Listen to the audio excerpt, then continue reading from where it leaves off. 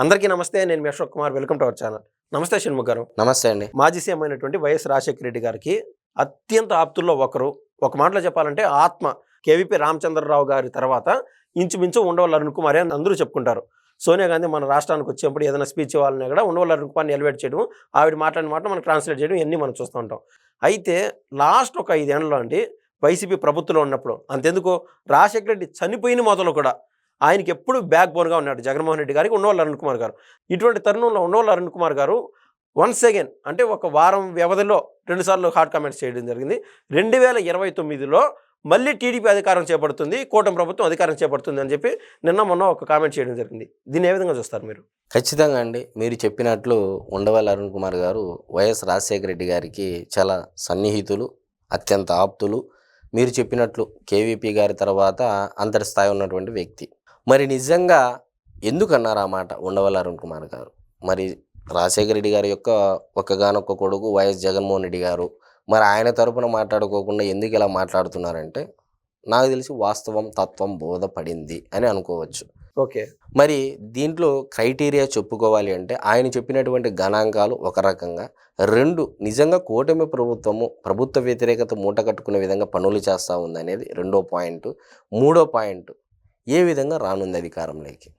మరి మొదటి పాయింట్ ఉండవల్లి అరుణ్ కుమార్ గారు ఏం చెప్పారంటే నిజంగా తెలుగుదేశం పార్టీ, జనసేన పార్టీ మరలా 2029లో కలిసి పోటీ చేస్తే నువ్వు ఏ రకంగా అయినా యాంటీ ఇంకంబెన్సీ ఏర్పడినా అది ఏ రూపేనైనా కావచ్చు. యాంటీ ఇంకంబెన్సీ మీన్స్ ప్రజా వ్యతిరేకత. ఏ రూపేనైనా మూట కట్టుకున్నా మహా అయితే 5 to 6% వేసుకున్నా, అది మ్యాక్సిమం అంటున్నాడు. ఆ కౌంట్ కూడా మ్యాక్సిమం 5 to 6% మ్యాక్సిమం వేసుకున్నా 50% ఓట్లతో మరలా తిరిగి కూటమి ప్రభుత్వం అధికారంలోకి వస్తుంది. మరి గత ఎన్నికలలో చూస్తే అంటే 2024 ఎన్నికలలో చూస్తే తెలుగుదేశం పార్టీ ఎన్ని సీట్లలో పోటీ చేసింది? 144. ఎన్ని సీట్లు గెలుపొందిందండి? 135. మరి జనసేన పార్టీ ఎన్ని సీట్లలో పోటీ చేసిందండి? 21 out of 21. గెలిచినవి 21. మరి భారతీయ జనతా పార్టీ 10 సీట్లలో పోటీ చేసింది, గెలుపొందినవి ఏందండి?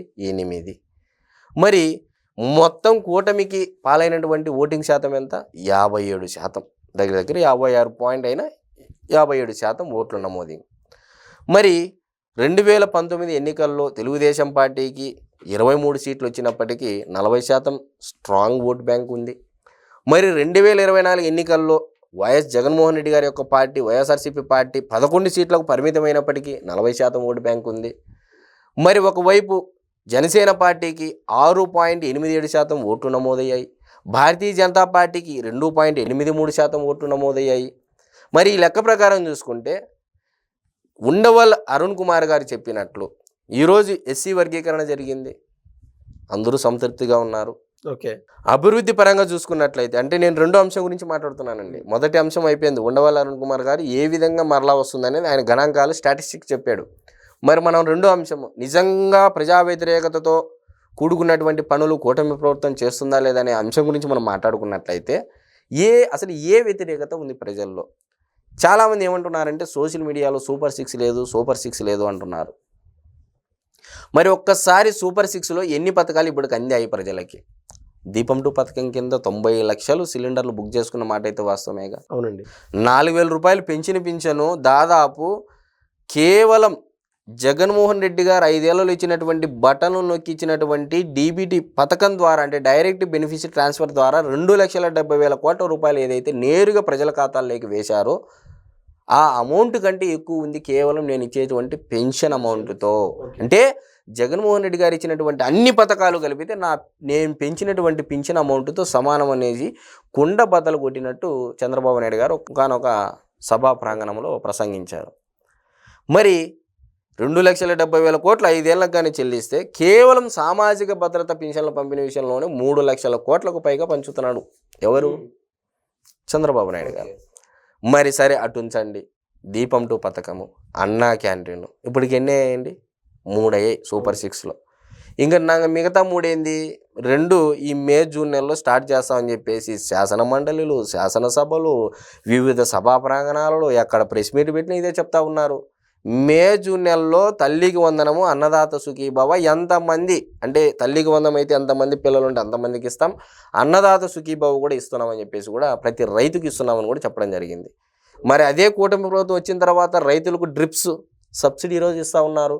చిన్నకారు రైతులకి, సన్నకారు రైతులకి, మధ్యతరగతి అంటే మిడిల్ 5 నుంచి 10 ఎకరాల రైతులకి, 10 ఎకరాల పైన ఉన్నటువంటి పెద్ద రైతులకి, ఇట్లా కేంద్ర వాటా, రాష్ట్ర వాటా, రైతుల వాటా పెద్ద రైతులకైతే దాంట్లో మళ్ళీ బీసీ, ఎస్సీ, ఎస్టీలకు సబ్సిడీలు ఇచ్చుకుంటా రైతులకు డ్రిప్స్ ఇస్తూ ఉంది.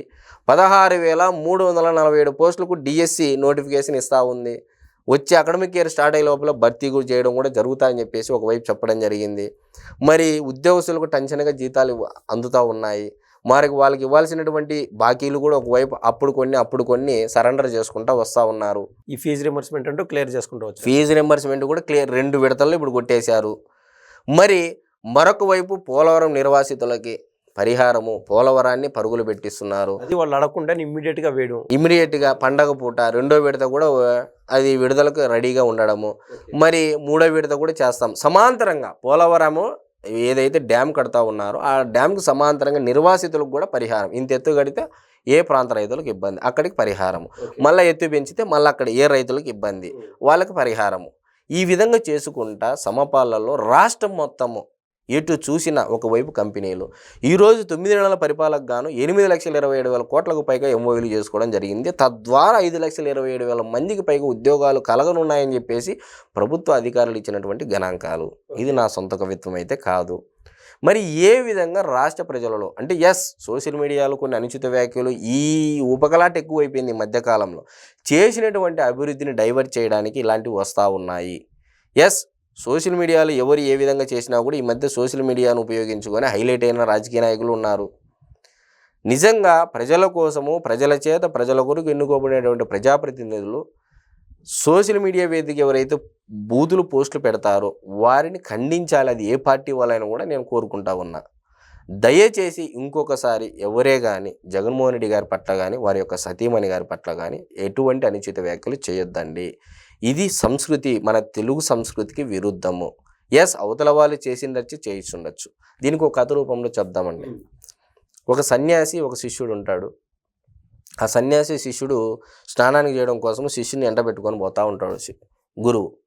మరి ఆ గురువు స్నానం చేయడానికి దిగంగానే ఒక తేలు కనపడతా ఉంటుంది నీళ్ళల్లో.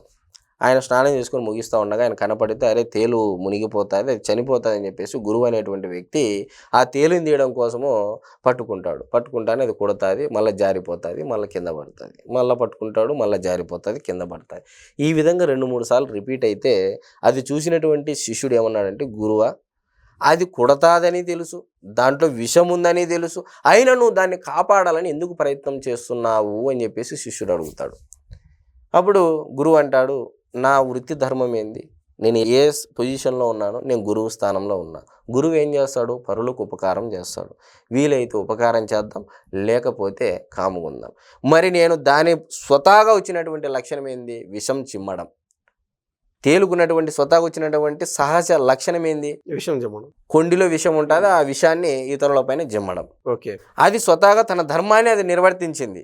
నా ధర్మం ఏంది, కాపాడడం అనేది నా ధర్మం.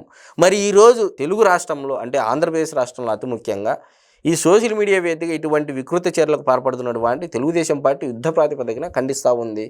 మరి కాపాడుతున్నట్టే కదా.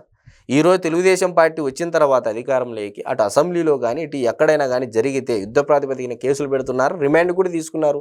నేను అనేది అంటున్నాను, ఏ విధంగా ప్రజా వ్యతిరేకత మూటగట్టుకుంటుంది. ఇప్పుడు పై 2 కారణాలు చెప్పాం కదా. ఇప్పుడు ఏ విధంగా కూటమి ప్రభుత్వం అధికారంలోకి రానుందంటే ఈ 2 కారణాలు చాలు. మీరు చెప్పింది చాలా బాగా చెప్పారండి. ఈ క్రమంలో మీరు చెప్పినట్లు చేబ్రోలు కిరణ్ అనే వ్యక్తిని కానీ అరెస్ట్ చేయకపోకుండా టీడీపీ కానీ కాపాడి ఉంటే పరిస్థితులు వేరేగా ఉండిండు. సో ఎవరి ధర్మం వాళ్ళు నిర్వర్తించారు. నేను అదే అంటున్నా, తెలుగుదేశం పార్టీ అలాంటి లైన్కు వ్యతిరేకము. అది తెలుగుదేశం పార్టీ సంస్కృతి కాదని ప్రజలకు మెసేజ్ ఇచ్చింది. అంటే ఎవరు చేసినా కూడా నేను ఉపేక్షించానని ఒక మెసేజ్ ఇచ్చింది. ఇప్పుడు వైఎస్ఆర్సీపీ పార్టీ కూడా అలాంటి మెసేజ్ ఇవ్వగలిగితే ఆ పార్టీ నుంచి భావితరాలకు చాలా మంచిదండి. భావితరాలకి నెక్స్ట్ వచ్చే జనరేషన్కి మీరు ఒక మెసేజ్ ఇచ్చినట్టు అవుతుంది అని చెప్తా ఉన్నా. ఇక్కడ మీ ధర్మం మీరు నిర్వర్తించాలి. సోషల్ మీడియా వేదికగా తెలుగుదేశం పార్టీలో కొంతమంది ఉంటారు, ఆవేశం రెచ్చిపోయి ఇష్టానురీతిగా మాట్లాడేవాళ్ళు ప్రతి ఒక్క పార్టీలో ఉంటారు. వారిని ఖండించాలి, ఏ పార్టీ వాళ్ళైనా పార్టీలకు అతీతంగా. నిన్నటి కిరణ్ విషయంలో ప్రతి ఒక్క పార్టీ, ఈవెన్ జగన్మోహన్ రెడ్డి గారికి షర్మిల గారికి మధ్య ఉన్న విభేదాలు కూడా మర్చిపోయేసి ఆమె వాళ్ళ వదిన గారికి చేసింది, మద్దతు పలికింది. ఎవరు చేసినా ఇది గర్హనీయమే, వ్యతిరేకించాల్సినటువంటి విషయమే. నేను అదే ఆ విధమైనటువంటి వాతావరణం రావాలి రాష్ట్రంలో, ఈ విధమైనటువంటి చర్చలు జరగాలి. అంతే తప్ప ఏదో బూతులు మాట్లాడుకుంటా, మహిళల గురించి మాట్లాడుకుంటా, ఇదే మేము వస్తే నరికేస్తాం, పొడి చేస్తాం అంటే ఆ రోజు పరిస్థితులకు, ఆ రోజు యువతలు కూడా పగ్గాలు వదిలితే, నేనేమంటున్నానంటే ఇక్కడ నరికేస్తాం, పొడి చేస్తాం ఓకే, యువతలు కూడా అదే స్థాయిలో అధినాయకుడు అనేటువంటి వ్యక్తి పగ్గాలు వదిలితే, అదే కదా భువనేశ్వరం అన్నప్పుడు, లేకుంటే నారా లోకేష్ గారు సత్యమని అన్నప్పుడు, ఇప్పుడు యువతలు బిగపట్టుకున్నాడు అధినాయకుడు, యువతలు కూడా ఏం చేయాలి, అధినాయకుడు బిగపట్టుకుంటే సమాజం అనేది శాంతంగా ఉంటుంది, వాళ్ళు బాగానే ఉంటారు, కార్యకర్తలు మీరు కొట్టుకొని చచ్చిపోతారు, అంతకు మించి ఏమీ జరగదనేది ఈరోజు జరిగినటువంటి ఇన్సిడెంట్స్ అందరికీ తత్వం బోధపడిందా లేదా? ఖచ్చితంగా. నేను అదే అంటున్నా, ఇలాంటి చర్చలు జరగాలి రాష్ట్రంలో. ఎలాంటి చర్చలు? పోలవరము, అమరావతి, కేంద్రం నుంచి నిధులు, ఫలానా వ్యక్తి ఆరోపణలు చేశాడు, సూపర్ 6 హామీలు ఇచ్చారు, ఎంతమంది ప్రజలకు చేరా, ఈ గణాంకాలు మాట్లాడండి. ఈ బూతులు, ఈ మహిళల గురించి ఎందుకు? దానివల్ల ఏమొస్తుంది? సో ఇవంతా మొత్తం బ్యారీ చేసుకున్నటువంటి ఉన్నోళ్ళు ఇవన్నీ కూడా ప్రజా వ్యతిరేకత మూట కట్టాలన్నా కూడా తెలుగుదేశం పార్టీ ఎప్పటికప్పుడు కంట్రోల్ చేస్తూ ఉంది ప్రజా వ్యతిరేకతను. సో ఎక్కడ? ఓకే, డెఫినెట్గా ఇది తెలుగుదేశం పార్టీ తీసుకున్నటువంటి నిర్ణయంలో ది బెస్ట్ నిర్ణయం కూడా చెప్పవచ్చు, యుద్ధ ప్రాతిపదికన. సో అన్నం ఉడికిందో లేదో తెలియడానికి ఒక చిన్న మెతుకు చాలన్నట్లు ఉండవల్లి అరుణ్ కుమార్ గారు ఈ ఒక్క సంవత్సరం పరిపాలనని బేరీ చేసుకొని నెక్స్ట్ ఎలక్షన్స్లో ఖచ్చితంగా టీడీపీ కూటమి గెలుస్తుందని ఆయన చెప్పడం అంటూ జరిగింది. ఖచ్చితంగా. ధన్యవాదాలండి. నమస్తే.